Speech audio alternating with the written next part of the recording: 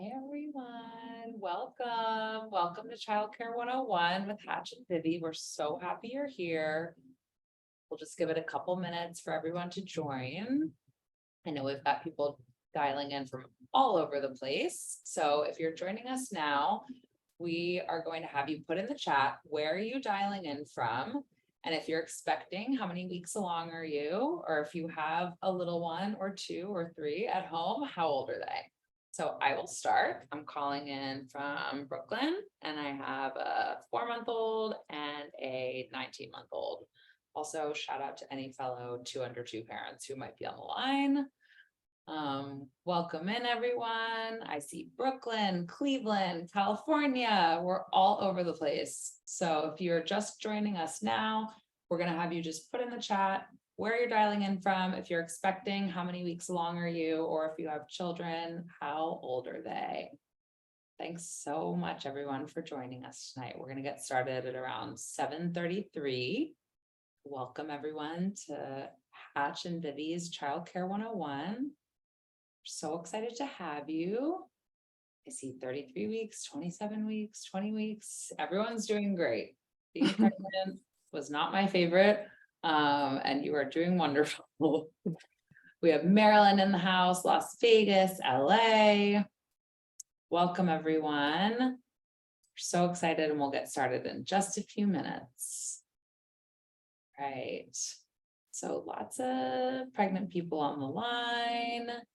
I see 16 weeks, 31 weeks. Congratulations, everyone. Ooh, twins. Good for you, Elle. Congratulations. Oh, hi, Jeezy. Seeing some friends in the chat. Okay, we're going to get started in just 1 minute. We'll give people like 1 more minute to join. Thanks so much, everyone, for being here. You're in the right place. You're in Childcare 101 with Vivvi and Hatch. We'll get started in just 1 minute. All right, let's do this. So, hi everyone. On behalf of Vivvi, I'm so excited to welcome you today. I'm Julia Steele. I'm the Senior Director of Marketing here at Vivvi.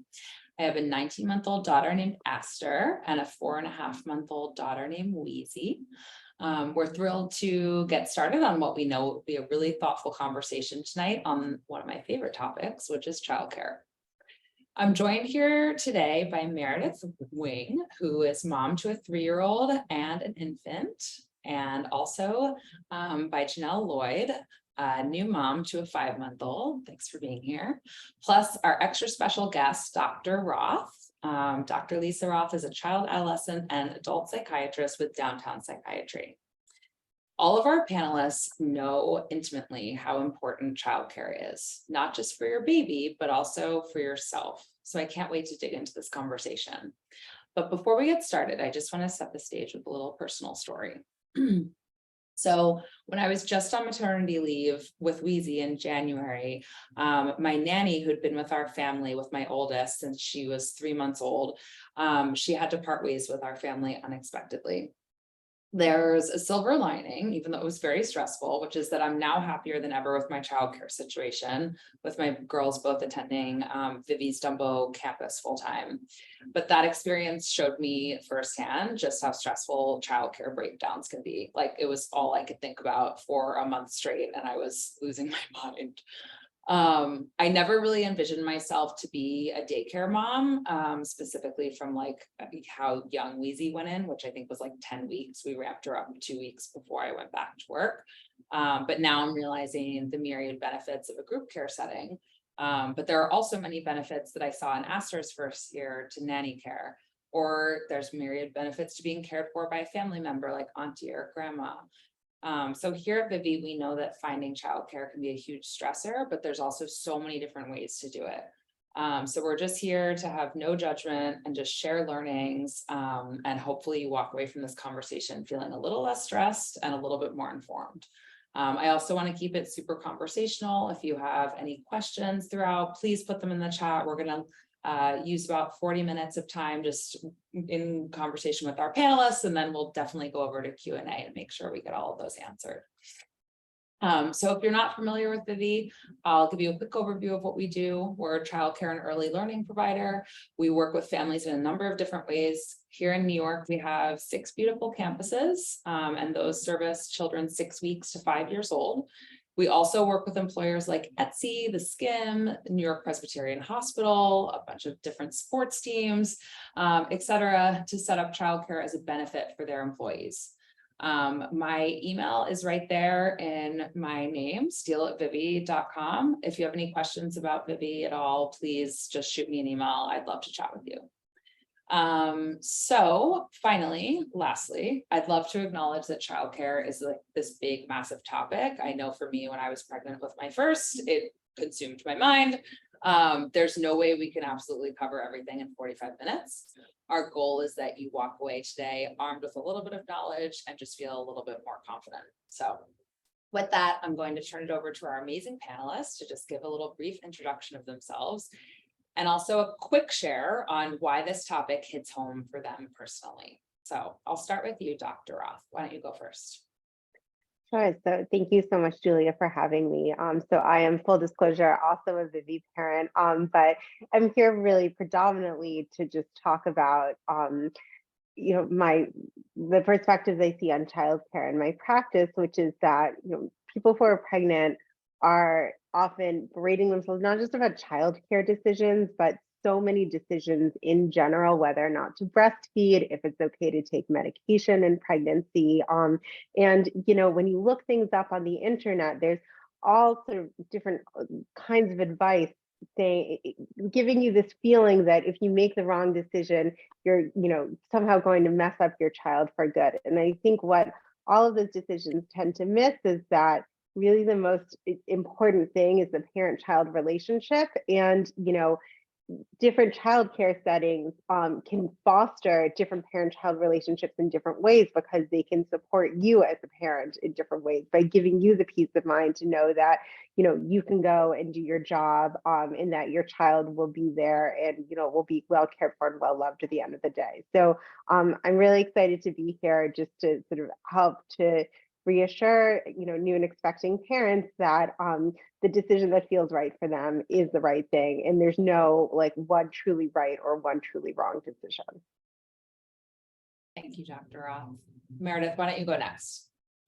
Hi, I'm Meredith Wing. I'm an illustrator. I'm Moomooey on Instagram, MOOMOOI, and I live in Williamsburg with my 2 daughters, Parker, who's 3.5 years old, and Izzy, full name Eliza, who is almost 5 months old. And I'm kind of an example of a working mom in the city who is trying to balance kind of having a career and having a childcare situation that's flexible enough that I can, sort of mold my work life around to showing up when I need to show up, and have a communicative relationship with my nanny so that I can really be able to focus when I need to focus.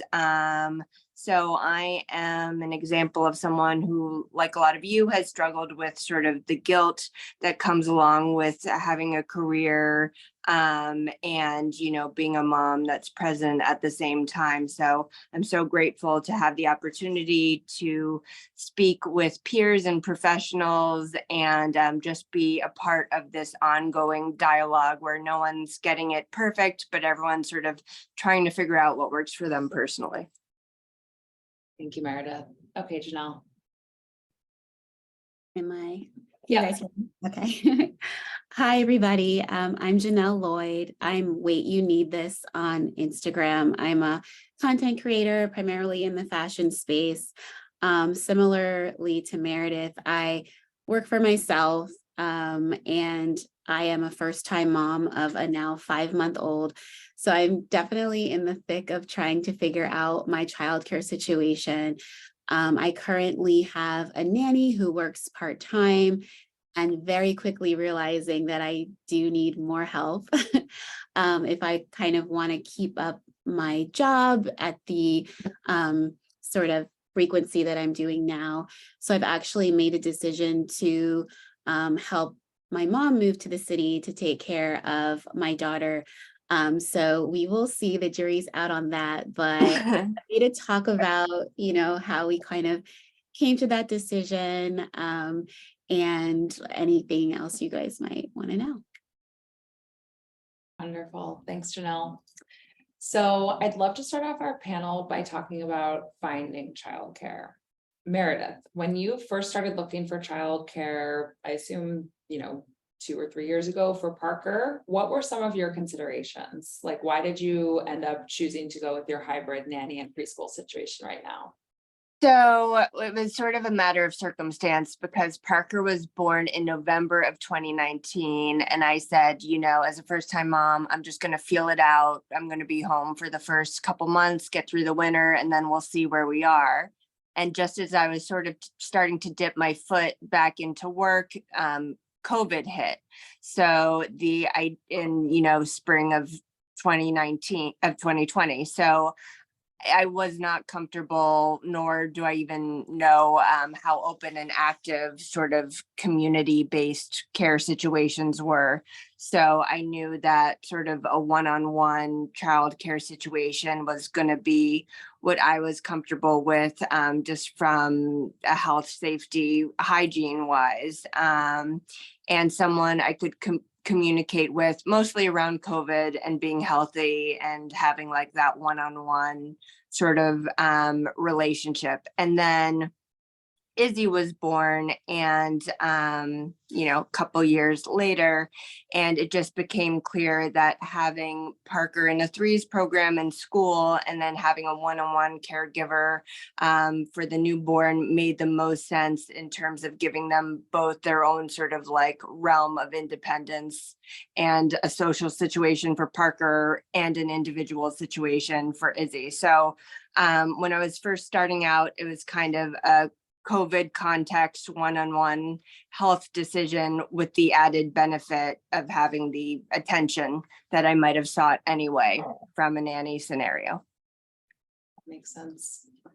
Janelle, you have recently been in the process of finding childcare for the first time. Just thinking back to that, like, where did you first get started? What considerations are going through your mind right now? Also, as you're thinking of like altering your childcare situation? Yeah, so for me, I was like super naive in thinking that I could do my work while Eden was napping and like nights and weekends. And, I very quickly realized that I needed childcare. My husband had 2 months of paternity leave, so we would kind of had that time in our bubble, and I was brought to reality very quickly. And through his work, actually through his benefits, we found out about Sitter City, as well as Bright Horizons. And those were two resources that we were able to get partially subsidized through his job. So I would definitely urge everyone to check to see what your employers might offer or what your partner's employers might offer if you have one. And that's kind of the one place we went. To be honest, I didn't super explore a lot outside of those benefits because we did have that option to have it subsidized. And I found my nanny on Sitter City within like a couple of days. We did a handful of interviews, but I was definitely drawn to the person that we chose right from the start. I think we also use Sitter City. Yeah. I've hired people on a couple different platforms for like date night babysitting, care.com, and also Broadway Babysitters, which is like this local service here in New York that sends like Broadway and off-Broadway actors that like need extra gigs to your home.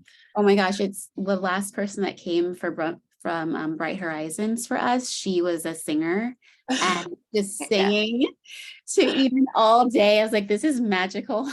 Yeah. So amazing. She's gonna hate my voice after this. I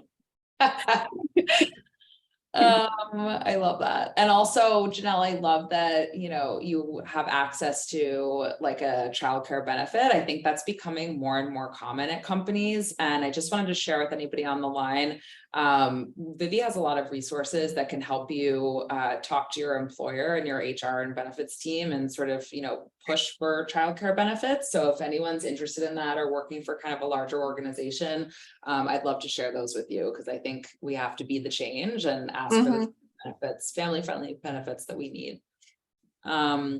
So Dr. Roth, I know you see a lot of patients during pregnancy and also early parenting. What are some, and I'm sure there are lots, what are some of the anxieties specifically around childcare that parents talk to you to? And how do you advise them to sort of like cut out the noise and determine what's best specifically for their family? So I think there's so many anxieties around pregnancy and early parenting. Meredith and Janelle brought up one really important one that factors a lot into childcare decisions, which is guilt.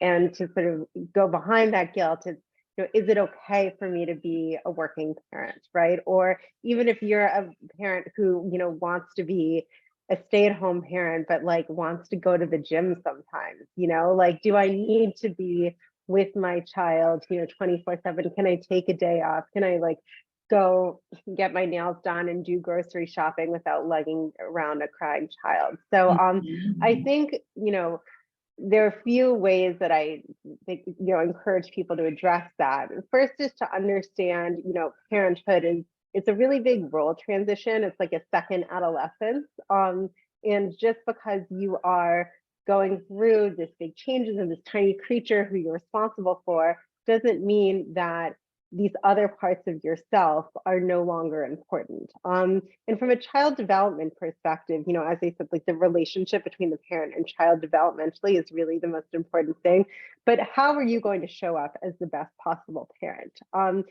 By stifling all of those needs, like that person who you were before your child was born, that's not how you're going to show up as the best possible version of yourself. Like, where is that ambition going to go? Where is that desire to exercise and take care of your body going to go? Where's that sense of who you are? How do you want to raise your child in terms of the attention that they give to themselves and their own needs and the things that they, that they want to give to the world? So arranging childcare such that you can keep yourself in touch with your own needs is really, really important, and will help you to be a better parent. So rather than, I try to kind of reframe the guilt in terms of, there's not some idealized version of you that doesn't have needs that can show up and be this completely selfless creature. Like, you have those needs, they're there.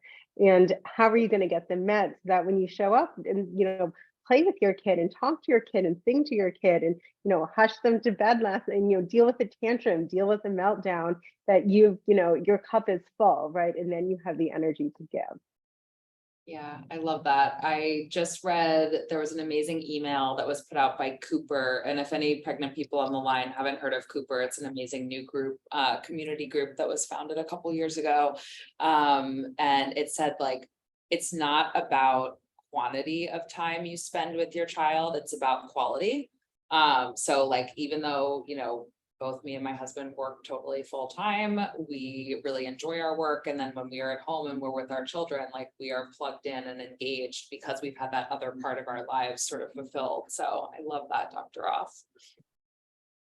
All right. So Janelle, since you might be actively working on this list or did recently, what are some good questions to ask, or what did you ask when you were interviewing your nanny? Or, in the future when you'll be maybe visiting daycare, early childhood centers, what are some good questions that people should be adding to their list? For sure. I would definitely suggest giving it a good Google, because I got all my questions that way. But I definitely asked, obviously, the normal interview questions about experience, but more specifically, like what age ranges they had experienced in, and also like what age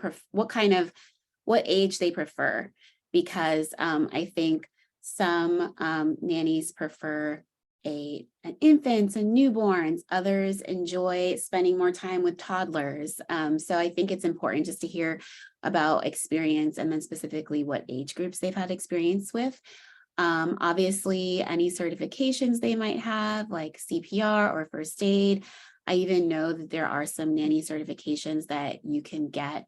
I personally asked what vaccinations people had, especially because Eden was, maybe 2 months old when I got our nanny, so she wasn't fully vaccinated. So Tdap and COVID and flu shot and things like that, whatever your preferences might be.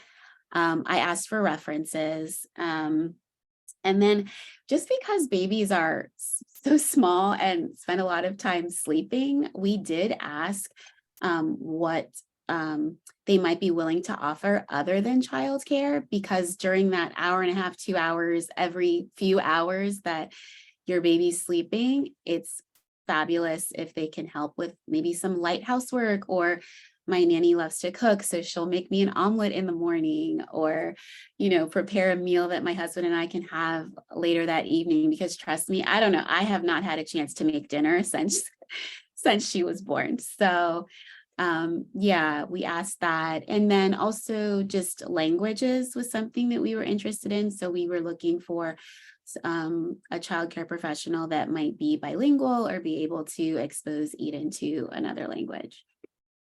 I love that. And I would just say, like, there are also, I didn't realize this when I was first hiring a nanny, but like, and I have managed employees in a corporate setting many times, but it didn't occur to me to create a contract with like everything laid out, like what the exact holidays that they're off, like what is overtime pay, like, and I see a lot of chat in my mommy groups around like, hey, are people getting a few hours off for voting day or for, like, you should have all these things hammered out beforehand, so there's no ambiguity.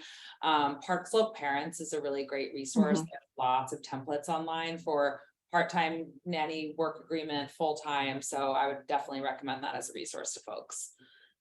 So Meredith, as you well know, as you talked about in your intro, being a working parent is all about the juggle.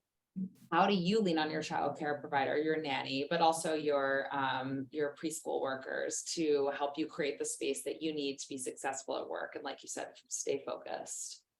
Yeah, I mean, I feel like it's a pretty wonderfully straightforward contract, especially when you have a literal contract, in the sense that, I know that I'm dropping, or one of us is dropping off Parker from 8:30 in the morning to 3 p.m. in the afternoon. I know that our wonderful nanny is coming from 8 in the morning to 4 p.m.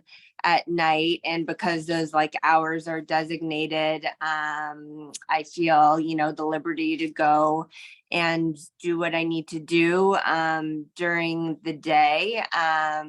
And beyond like what's clear in the timeline, just like an open form of communication. I send my teacher, Parker's teacher, emails whenever I have a thought about something, and she's wonderful. She responds, if not immediately, then within 24 hours. And the same with our wonderful nanny.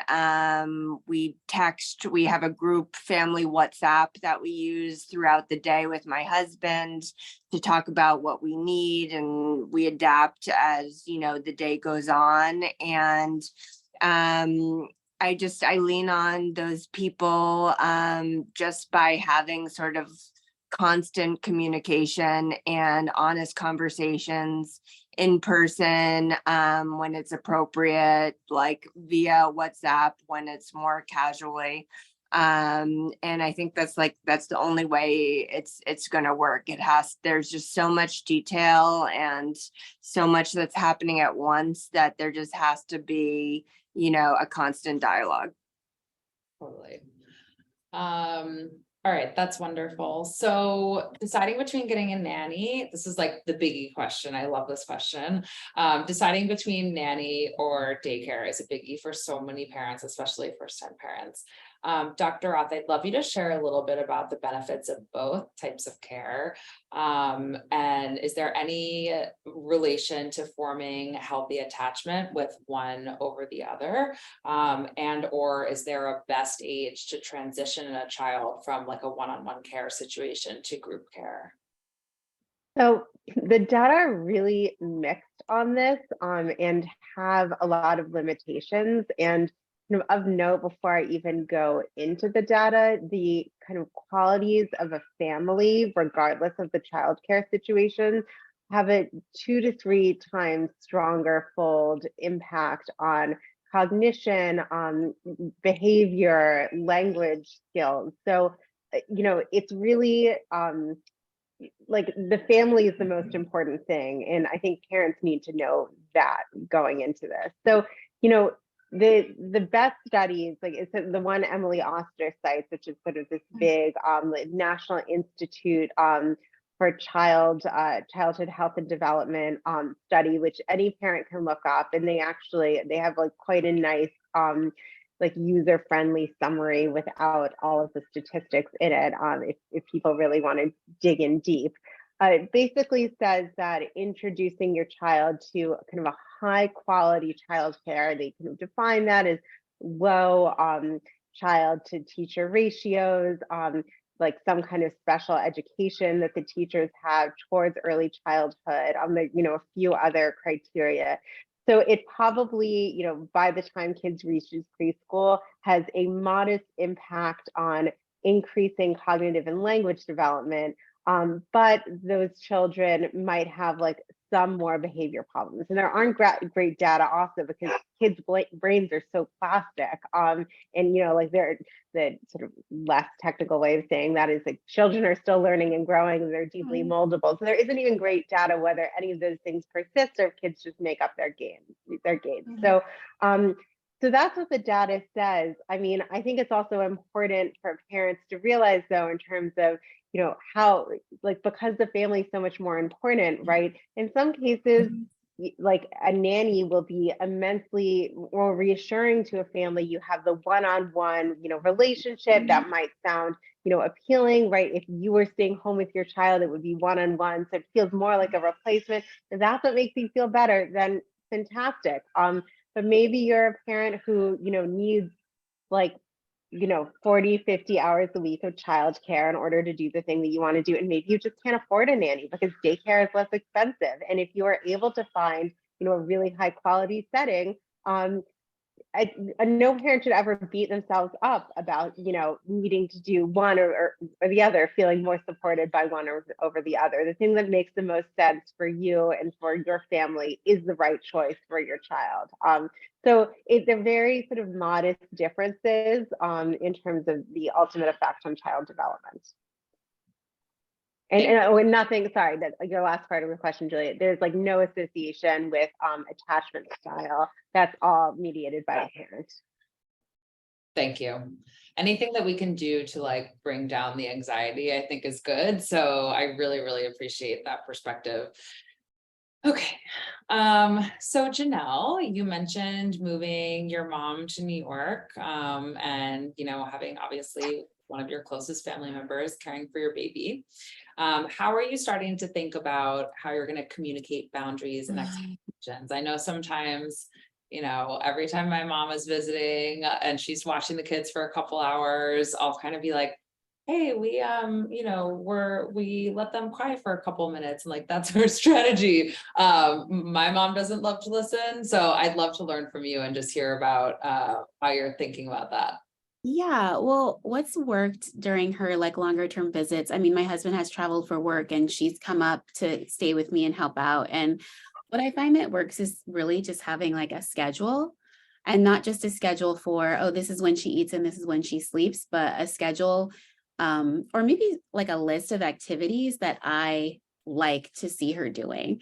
And my mom jokingly calls it school. She's like, Eden's already in school, and she knows like throughout the day, I want her to do tummy time, and I want you to read 3 books to her, and I want her to get outside, and I want her to, look at these high contrast flashcards or what have you. So I think just having a list helps that I don't have to stand over her or check in that often. She knows, okay, if I'm with Eden for this number of hours, like here's what I want to do with her, and I can do it when I feel like it, and be lax with her when I want. So that's been super helpful. And I think too, just having that structure from the beginning, she kind of respects me a lot more as a mother. Not that she wouldn't, but from the start, she's like, oh, wow, like Janelle's really on top of this. Like, I got to do it the way she wants. Yes, I love that. Okay, so we're going to move over into Q&A in just a few minutes. So if anybody has your questions, please put those in. I'm just going to so there's been a couple of questions in the chat about, hourly cost or cost of nannies. I did just want to say, I know we've got people dialing in from like all over the US. It's so location dependent. So I don't know, Janelle, not Janelle, our panelist, but Janelle, our question. I'm not sure where you are. Maybe you want to type it into the chat. And also Troop D. But what I would recommend is like, if there's any Facebook group or mommy group that you're in, you know, I see these posts all the time on the mommy groups. People say like, how much do you charge? How much is your nanny charging for 1 kid versus 2 kids? Like, what's the going rate? You'll usually find about a range of about like $5. Here in New York, I would say probably the average for 1 kid is somewhere between like $22 and $25. For 2 kids, it's from $27 to $32 about. And then obviously going up from there based on how many kids. I would say also in New York City, Park Slope Parents does like a massive analysis of what people are paying their nannies. So for New York City specifically, they do have those averages on there. So if you're in New York, they should be able to get you some averages. Nanny shares. Has anyone on the line? I think Dr. Roth, you mentioned you were considering a nanny share. Does anyone have any experience with nanny shares or want to take this one? I mean, I can talk about it a little bit developmentally. I think some Right. people might use the idea of a nanny share to get some of the advantages in terms of socialization of kind of a daycare or congregate setting, while still, you know, potentially having some of the flexibility, right? You can set the hours more to what you want them to be. It could potentially be at your house, probably with 2 little babies. It would be harder to get some of the housework done, or which, you know, I know can be the advantage of a nanny for some people, but it does seem to be the kind of thing that could theoretically split the difference. I think, you know, the reality is with a daycare or with a nanny, right? The value is in the individual person. So it's kind of hard to generalize a little bit, because if you find like this incredible, you know, unicorn nanny who's so wonderful and so educationally focused, like, yes, that sounds fantastic. You know, if it's somebody who's not, you know, interacting with the kids in the same way, you know, not as empathic, warm, you know, using developmentally appropriate play, then it's, you know, can be more challenging. But certainly that could have some of the advantages of like flexibility with like some reduced cost. So yeah. Yeah, and I would say logistically with a nanny share, just making sure that you're finding a family that has, you know, space where either you have to be hosting all the time or they have to be hosting all the time. So it's another layer of person that you have to be communicating with on top of your nanny as well. So you have to have that really open, clear communication with the family you're doing a share with as well. So just making sure, you know, it's almost like, I feel like I see people on the mommy groups, like looking for families to share nanny with. And it's almost like you're watching people's like dating profiles or something, you know, they're trying to find the perfect match.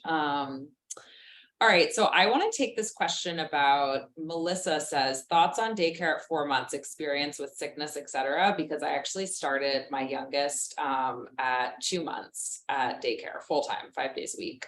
And I'm going to give you the real, which is that she started in, I think it was February. She was 2 months old. So it was obviously like height of sick season. And this year we were dealing with the triple-demic of COVID, flu, and RSV. Thankfully she never got anything from the triple-demic, but she did go to daycare. And I think this is a pretty typical story. She went in for her first like 2 days, and then she was sick for about 2 weeks. It wasn't anything catastrophic. It was just like she had the sniffles and a cough. She never got a fever. She still never had a fever at 4.5 months old. And the whole time she's been in daycare, but she has pretty consistently had like sniffles and a cough. I think they just ended about a week ago, now that we're coming into spring. So my take on that was that, you know, I have an older child who's 19 months old. So I thought, who is full-time in daycare as well. And I thought, she's going to be bringing things home anyway. And so might as well just bring them to the same daycare center.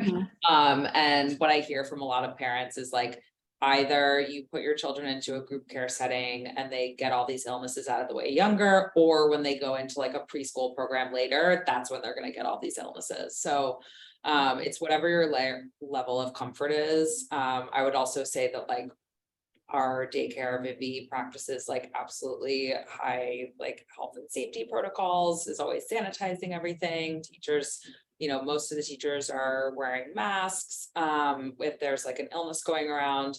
And so I think you should definitely be taking that into consideration of like, what are the questions you're asking on a tour, and just figure out what makes sense for your family and whatever you are comfortable with.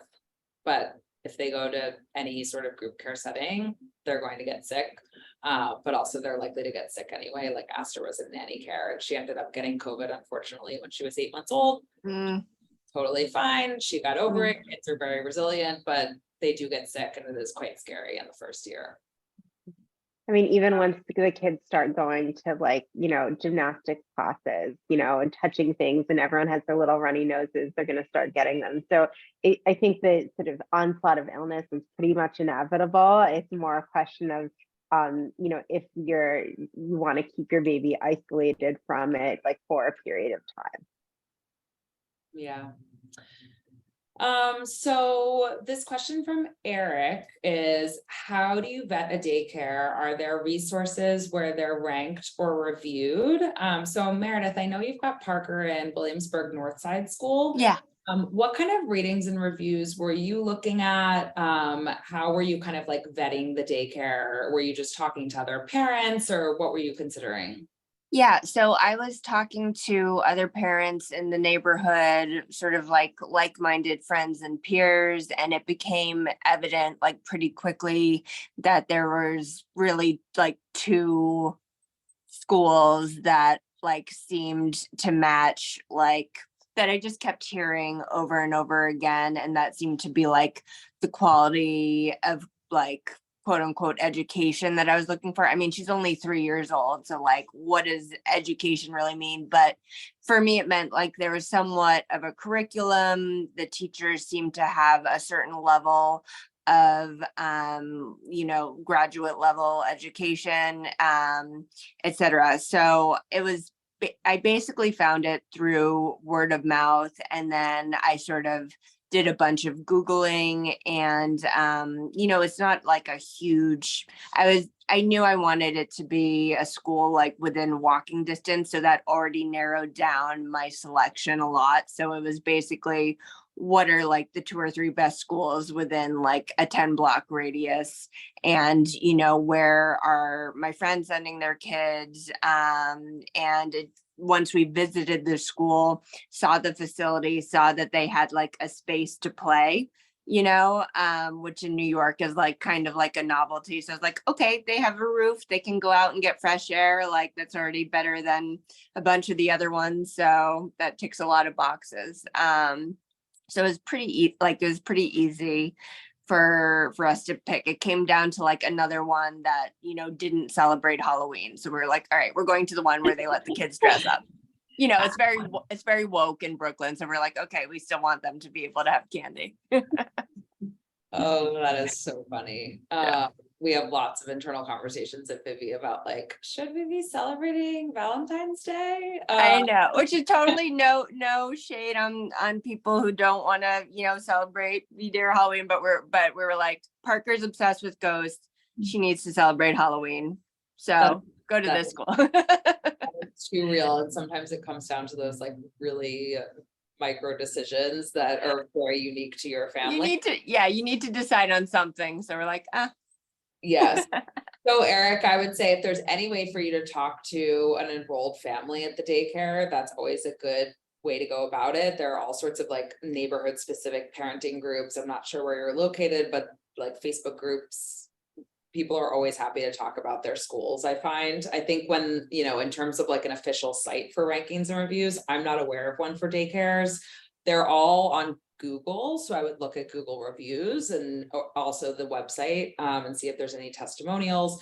But when you're going on a tour, you should think about what is most important for your family. If it's, health and safety, making sure that things seem, clean, organized.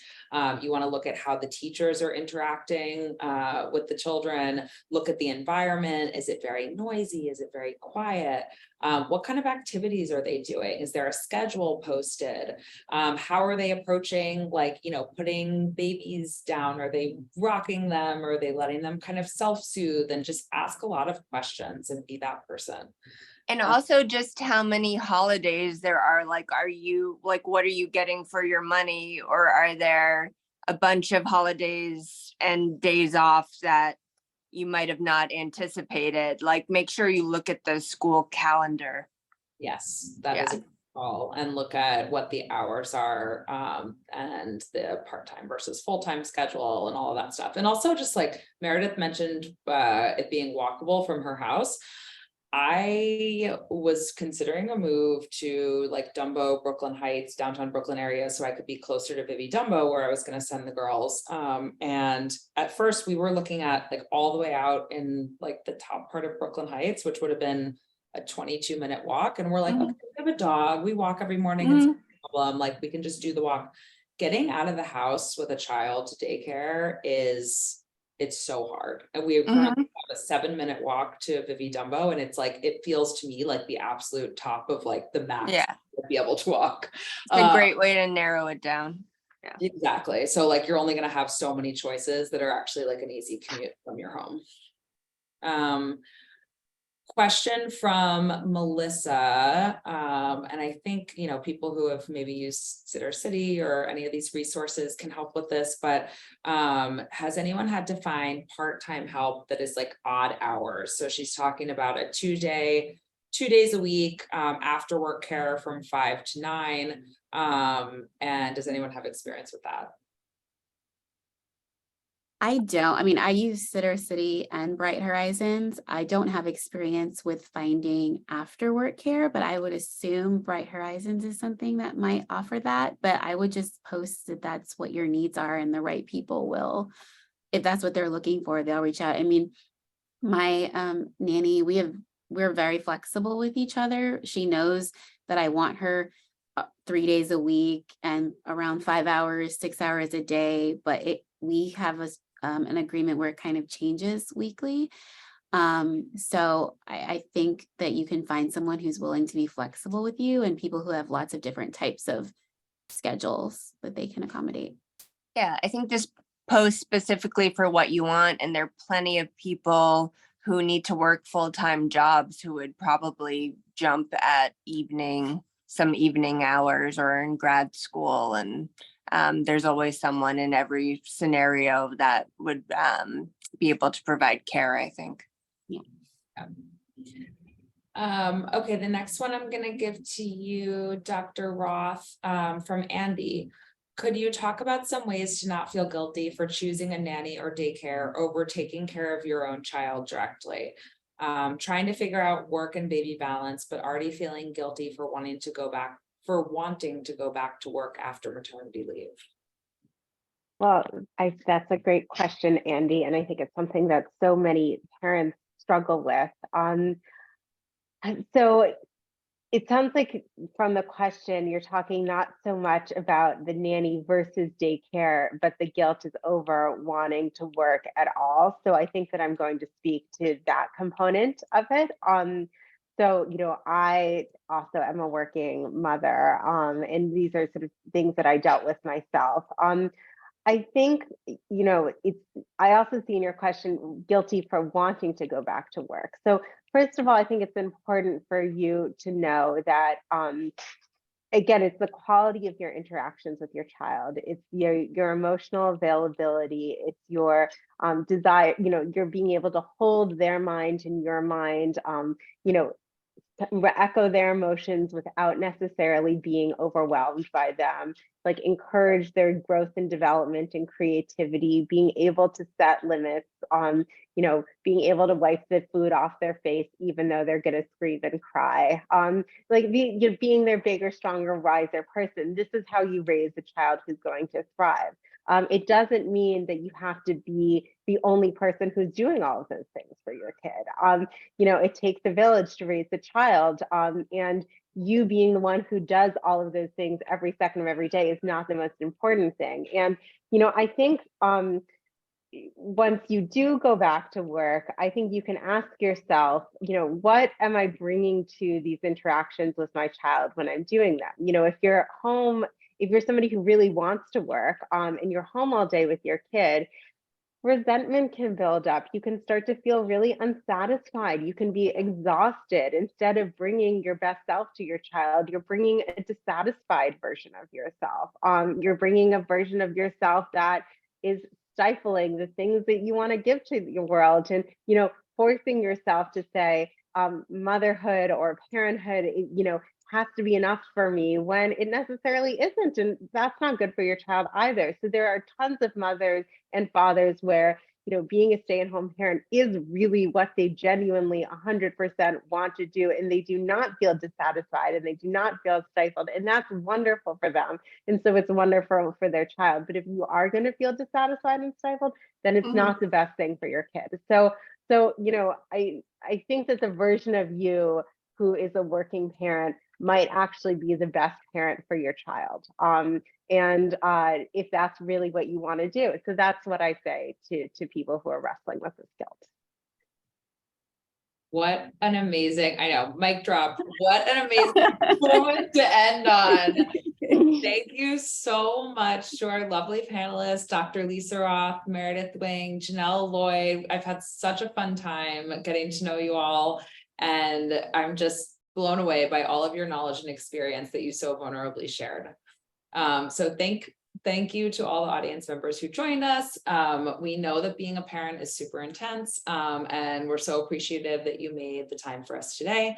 We'll be sending out a recording to everyone who RSVP'd into your email, so look out for that if you want to replay it or share it with anyone, forward it around. I'll also drop Vivvi's website in the chat, plus my email. You can email me anytime with any questions you might have, and you're doing great. Never forget that. So thanks so much. Get some rest, everyone, and we'll see you on the next one. Bye. Thanks to everyone. Thank This was you. fun. Bye. Bye. Thank you, panelists.